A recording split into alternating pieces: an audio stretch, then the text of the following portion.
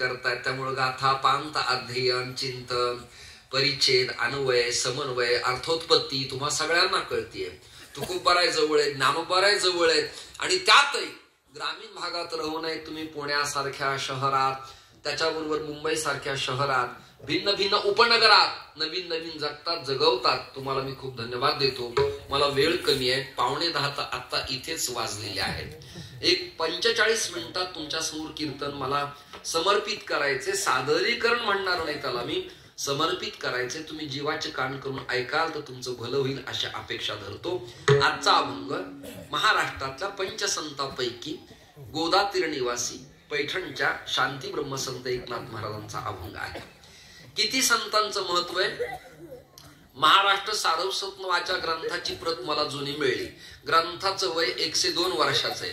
त्या पुरवणी तळपुळ्यांनी असं लिहिलं की 5 संतांचा नाम उल्लेख आहे.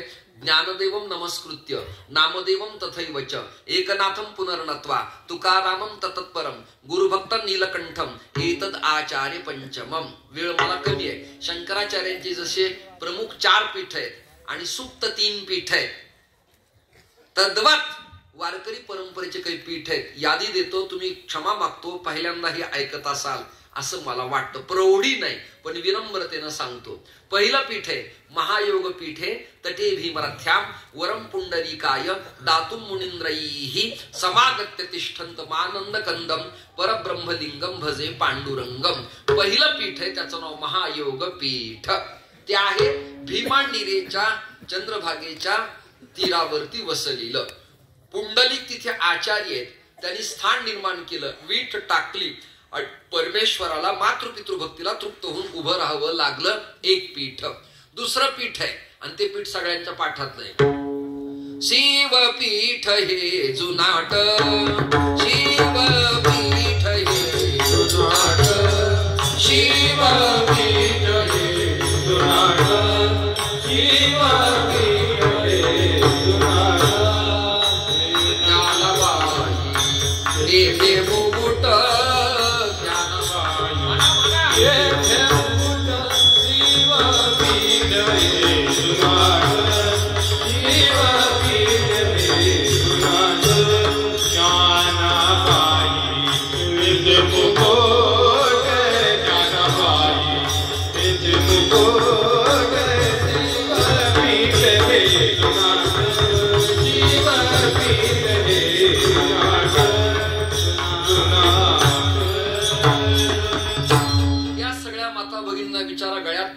सोन्याच्या माळा असल्या तरी मंगळसूत्र नसेल तर अन्य मान्यांना किंमत नाही.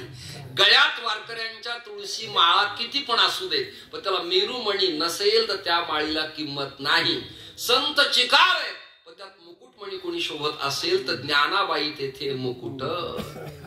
ललांभूत दिसतायत. आजान वृक्ष तिथे सुवर्ण पिंपळ आहे. सुवर्ण पिंपळाचं महत्व तुम्ही कोणी ऐकलं का नाही माहित नाही, पण मी भार्गव संहितेतला अपरिचित श्लोक तुमच्या समोर सांगतो. म्हणून तुकोबाराय म्हणाले जयाचे द्वारी सोन्याचा पिंपळ. म्हणजे वाट नेमका पिंपळ कशाचा काय. ऍक्च्युली सोन्याचा असतात. आळंदीच्या बुवा लोकांचे मारामाऱ्या भांडण मर्डर झाले असते. तो सोन्याचा म्हणजे काय तर सुखाचा, शांतीचा, आनंदाचा, औदर्याचा, शीतलतेचा मार्गदर्शक, परमार्थ पथदर्शक, आच्छादन करणारा, ओलावा असलेला.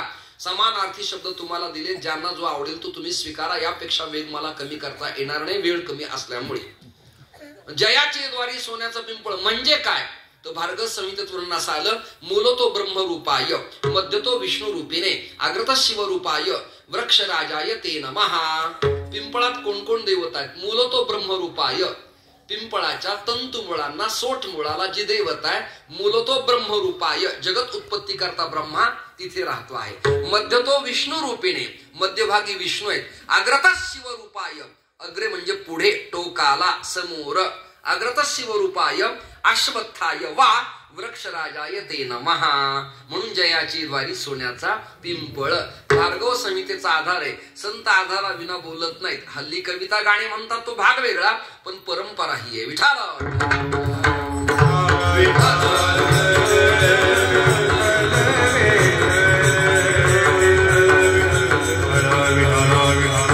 आणि त्या स्थानाचं नाव आहे शिवपीठ.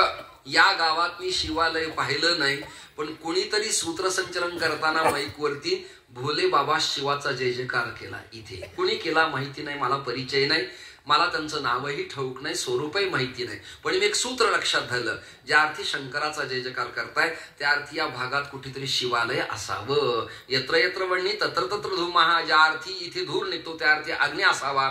तसं जय जयकार ज्या देवाचा केला ती देवता जवळ असावी, शिवलिंग इथं असलं पाहिजे. शिवपीठाला विशेष महत्व आहे. शिव या देवतेला काही उपदेवता आहेत, नंदी, भृंगी,